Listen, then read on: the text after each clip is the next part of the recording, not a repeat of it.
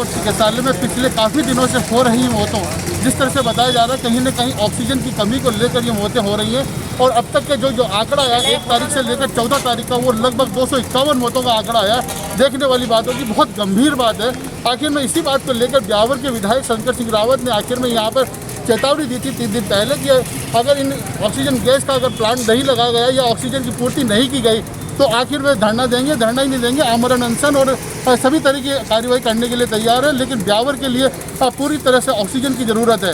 इसी को लेकर हम उनसे बात करना चाहेंगे, आखिर में जो उनके मुद्दे हैं, क्या क्या मुद्दे हैं और किस मुद्दों को लेकर वो आज बैठे, आखिर ये सारे मुद्दों को लेकर वो क्या कार्रवाई कर पाएंगे या नहीं कर पाएंगे, राज्य सरकार का क्या मानना है इस बात को लेकर। ब्यावर में अब तक जिस तरह के जो हालात बनते गए, 1 तारीख से 14 तारीख तक लगभग 251 मौतें हो चुकी है, जो एक सरकारी आंकड़ा है। हालांकि ये लोग गुमराह करके जिस तरह से पहुंचा रहे हैं वो एक देखने वाली बात होगी, बहुत गंभीर बात है। इससे भी ज़्यादा मौतें हैं, ग्रामीण क्षेत्रों में और ज़्यादा मौतें हो रही हैं, लेकिन कोई आंकड़ा नहीं है इन लोगों के पास में। आखिर जिस बात को लेकर आप बैठे हैं, क्या उद्देश्य है और आखिर में क्या सरकार कह रही है इस बात को लेकर? देखिए साहब, ब्यावर की जनता ने मेरे साथ में जो आशीर्वाद दिया है, मुझे लाड प्यार दिया है, मैं समझता हूँ इतना लाड प्यार और इतना विश्वास किसी पर किया है इतिहास में दूसरी बार किसी को नहीं आने दिया। और मुझे तीसरी बार भी ब्यावर की जनता का मैं बहुत आभारी हूँ कि उन्होंने मुझे इस लाड प्यार से जिताया। और मैं उनको, मेरा फ़र्ज बनता है उनके हितों की रक्षा करना। आज मुझे पता है सरकार की तरफ से जो अनहोनी और बदमाशियां हो रही है, ब्यावर में 3 व्यक्ति के पीछे 1 सिलेंडर और अजमेर में 1 व्यक्ति के ऊपर 4 सिलेंडर, इतना इंसाफ, ये कहाँ का इंसाफ है? इसलिए मेरे होते हुए इस प्रकार ब्यावर के साथ में अनहोनी हो, मैं सहन नहीं कर सकता। और उसी की वजह से, सरकार की केयर की वजह से इतनी मौतें हुई। अगर ये अजमेर में जिस प्रकार 1 व्यक्ति के ऊपर 4 सिलेंडर दे रहे हैं और ये ब्यावर में भी इस प्रकार चालू कर दिया होता तो आज वेंटिलेटर भी सारे चालू मिलते और ना हमें यहाँ भूख हड़ताल पर बैठने की जरूरत पड़ती और ब्यावर के लोगों की मौतें भी नहीं हुई। विधायक साहब, एक बात और है, केंद्र सरकार ने लोगों की राहत पहुँचाने के लिए वेंटिलेटर पहुँचाए, लेकिन वेंटिलेटर आज तक चालू नहीं हो पाए। चिकित्सालय में चिकित्सकों की कमी है, मेल स्टाफ, फीमेल स्टाफ की, नर्सिंग स्टाफ की पूरी कमी है। आखिर पूरी तरह से चिकित्सालय वेंटिलेटर पर स्वयं है। क्या माना जाए, क्या स्थिति है? जिस तरह से मौतों का आंकड़ा दिनों दिन बढ़ता जा रहा है, शमशान घाट में लकड़ियाँ खत्म हो चुकी हैं, हालात बहुत बदतर हैं, क्या देखा जाए? देखिए साहब, स्टाफ की कमी को हमने विधानसभा में भी उठाया है, सरकार के सामने किया है। अभी वो सरकार इस टाइम पर ना तो कोई भर्ती करने की स्थिति में है, ना कोई नया बढ़ाने की स्थिति में है।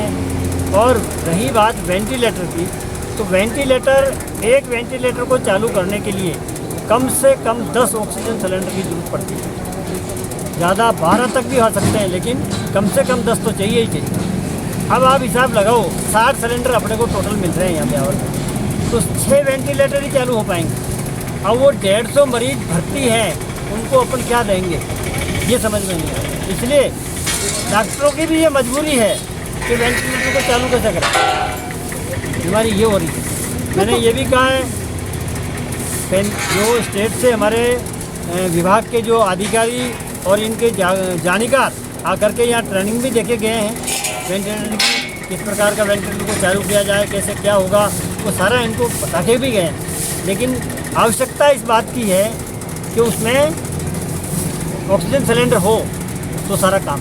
लेकिन एक बात और है, 3 दिन पहले जिला कलेक्टर महोदय और जिला एसपी आए थे, उन्होंने, जिला कलेक्टर महोदय ने मौके पर ही आदेश दिए थे कि जो भर्ती करनी है वो इमीडिएटली भर्ती कर ली जाए। लेकिन आज 3 दिन हो गए, कोई भर्ती नहीं हुई है, कोई कर्मचारी नया नहीं लगा, तो आखिर में कहीं ना कहीं चिकित्सालय विभाग के अधिकारियों की भी लापरवाही है या नहीं है? ये चिकित्सा के अधिकारी डायरेक्ट किसी प्रकार की भर्ती कर नहीं सकते हैं। भर्ती करने का अधिकार सिर्फ एंड सिर्फ राजस्थान सरकार ने कलेक्टर को दिया है, वो पेपर में हर जगह पर आते हैं, उसके आदेश भी जारी हैं। इसलिए अपन चाहें कि ये ब्यावर प्रशासन या ब्यावर मृत्यु वाले कोई नए भर्ती कर ले, संभव नहीं। ये नहीं कर पाए, इनके अधिकार क्षेत्र में नहीं। अधिकार क्षेत्र सिर्फ कलेक्टर का। तो ये माना जाए कि जिला कलेक्टर ने उस दिन गुमराह किया जनता को, लिखित में देके। जिला कलेक्टर ने ये कहा है प्रशासन को, ये मेरी जानकारी में नहीं है। ये आप बता रहे हैं, मुझे मेरी जानकारी में ये विषय, मेरी जानकारी में ये जरूर है, मैंने पढ़ा है। सरकार ने आदेश दिया है प्रत्येक कलेक्टर को, अजमेर ही राजस्थान के सारे कलेक्टरों को, जितने भी जो ये नए भर्ती लेने हैं अस्थायी तौर पर, वो सारे कलेक्टर के द्वारा ही। तो अब जिस तरह से जो मौतों का आंकड़ा जो थम नहीं रहा, किस तरह से थमेगा, क्या व्यवस्था रहेंगी आपका? जिस तरह से धरना प्रदर्शन, आज जिस तरह से कार्रवाई चालू करी है आपने, क्या माना जाए आखिर में कब तक कितने सिलेंडर आपके यहाँ पर उपलब्ध होने चाहिए ताकि ये अपना एक व्यवस्था बन जाए? ये धरना कब तक जारी रहेगा? 300 सिलेंडर का जब तक ऑर्डर जारी नहीं होगा सरकार के द्वारा, तब तक मैं यहाँ से नहीं, और ब्यावर के सारे वेंटिलेटर चालू नहीं होंगे उसके पहले नहीं। और 18 से 45 साल के युवाओं को वैक्सीन लगाने का तुरंत कार्य चालू नहीं हो जब तक उसका आदेश नहीं होगा, उसके पहले नहीं। बिल्कुल देखने वाली बात होगी कि आखिर में जिस तरह से विधायक महोदय ने कहा कि 300 सिलेंडर जब तक यहाँ ब्यावर के लिए नहीं अपलोड हो जाते तब तक वो यहाँ पे देंगे नहीं, और जिस तरह से वैक्सीनेशन की जो बात है 18 साल से लेकर 44 साल तक के लिए वो चालू नहीं हो जाती तब तक वो यहाँ से नहीं उठेंगे।